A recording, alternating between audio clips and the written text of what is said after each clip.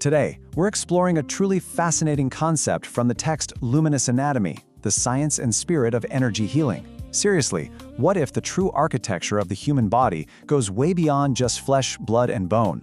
Well, let's just jump right in with a question that pretty much challenges everything we normally think about our physical form. What if your body's architecture is actually made of light? Now, I know that sounds like a line straight out of a sci-fi movie, or maybe poetry, right? But the source text we're diving into today argues that to truly understand the body, we have to perceive what it calls a silent radiance, that our physical structures are actually suspended in. The text hits us right out of the gate with this powerful premise. Healing is not a mechanical process, but an act of light. It's suggesting a totally holistic view of health here. And this isn't just a metaphor. The core argument is that there's a tangible, measurable, energetic anatomy humming right beneath our physical symptoms, just waiting to be understood. Section 1. The Luminous Tapestry. Shifting the Scientific Paradigm. To really wrap our heads around this framework, we have to look at a fundamental shift in perception. The author contrasts what they call the rigid scaffolding of materialism. You know, that old, purely mechanistic view where we're basically just a collection of organs and blood, with a completely new paradigm, a luminous tapestry, or an energetic anatomy. The source claims that letting go of that rigid materialism is what actually allows us to see how subtle energy fields transmit and regulate the forces that build our health and our physical form. Section 2. The Microscopic Light. Biology's Hidden Spark. Okay, so zooming way in from those abstract concepts, down to the microscopic level, we've got to ask, how do our cells actually communicate?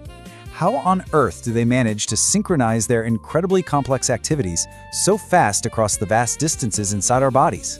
If we're relying purely on chemical reactions, well, the math just doesn't always add up for how instantaneously our body reacts and harmonizes. The text gives us a fascinating answer: biophotons. Essentially, these are ultraweak photon emissions that radiate continuously from our tissues. The author emphasizes that every single living cell emits light, and this is a measurable reality, not just some poetic idea. These deeply ordered light emissions are literally carrying vital information about our state of health, basically broadcasting whether our body is in a state of coherence or a state of disorder. And here's where it gets really wild: how this ties into our very genetics. The text beautifully refers to our DNA as the spiral temple of the body's encoding. But it argues that DNA doesn't just sit there like a static blueprint. Instead, it acts as both a receiver and an emitter of these energetic photons. It's actively pulsing with frequencies that resonate out into our broader energetic fields, and even out into the environment around us. To put that into perspective, the source compares these two modes of communication. While chemical signals rely on much slower molecular diffusion, these biophotonic bursts of light allow for, well, instant synchronization across the entire organism. It's kind of like the difference between sending a physical letter through the mail versus shooting off a text message. Because of this incredible speed, the text suggests that true healing is intimately linked to restoring this light-based communication network. Which brings us to Section 3. The Macroscopic Field's Auras and the Active Interface. Now, zooming back out from those individual microscopic cells, we encounter the aura. I know when a lot of people hear that word, they instantly picture a mystical halo from a Renaissance painting, right? But the text completely redefines it for us. It says the aura is not a passive glow, it's a highly active resonant membrane. It consists of successive sheaths of subtle frequency that act as a dynamic interface, continuously exchanging energy, information, and even consciousness with the world around us. So why does this matter for you and me on a practical level? Well, the text claims that disruptions within these auric layers actually happen before physical symptoms show up. Because the aura reflects our internal emotional, mental, and spiritual states, skilled healers who are sensitive to these fields can essentially diagnose and treat imbalances long before they densify into a visible physical illness. It's basically framed as the ultimate form of preventative detection. Moving on to Section 4. Chakras. The vital energy centers. The text explains that this whole luminous architecture relies on specific nodal processing centers, traditionally known as chakras. It highlights them as intensified vortices of vibration. Think of them as wheels of light, each governing crucial aspects of our vitality. For instance, the root chakra grounds us into the Earth's magnetic field to stabilize our survival instincts. Moving up, the heart chakra harmonizes our emotional currents, bridging us with love. And the crown chakra, according to the text, opens our luminous body to higher cosmic wisdom. They're basically major hubs for taking in and distributing subtle energies. But what happens when things get out of whack? The main argument here is that any blockage, stagnation, or even hyperactivation in these centers creates what the author calls energetic dissonance. And this dissonance doesn't just stay energetic. It eventually ripples down the chain, level by level, until it causes real dysfunction at the physical, bodily level. All right, Section 5, the arts of healing, sophisticated biological repair. So the big question is, if energetic dissonance is the root cause of physical illness, how do we actually fix those disruptions?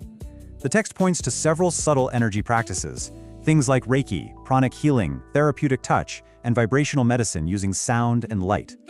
What's really fascinating is that the source doesn't frame these as peripheral or alternative therapies. Instead, it insists they are profound acts of fundamental biological repair, working at the exact level where form is born, right before it crystallizes into flesh. Let's walk through the actual mechanics of how the text says this repair happens, step by step.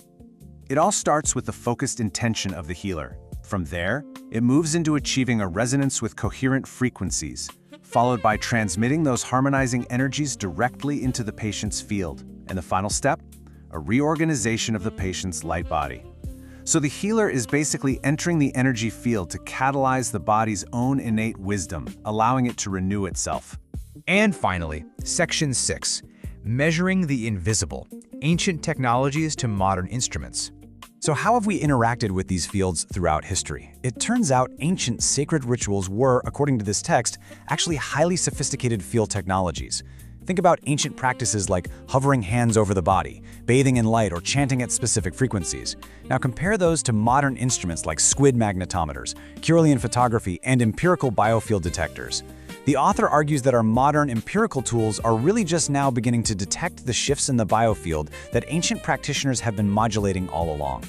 But, despite all these incredible modern machines, the text concludes with a really powerful thought.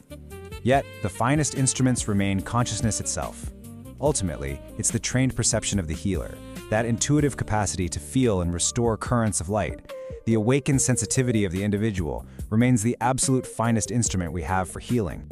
Which leaves us with a pretty provocative question from the source to wrap things up. Are you ready to awaken your own sensitivity to the currents of light within? It's a truly fascinating paradigm shift to consider. The idea that right beneath your skin and bones, there's an incredible, luminous tapestry that might just be sustaining your every breath. Thank you so much for joining me for this explainer, and keep exploring the incredible architecture of your own life. Thank you for watching. If something in this resonated with you, then you're already closer than you think. If you're ready to go deeper, there's a link below to my book, Quantum Healing Codes, Unlock the New Science of Self-Rejuvenation. This isn't theory, it's a framework you can actually use. Tap the link below and step into it.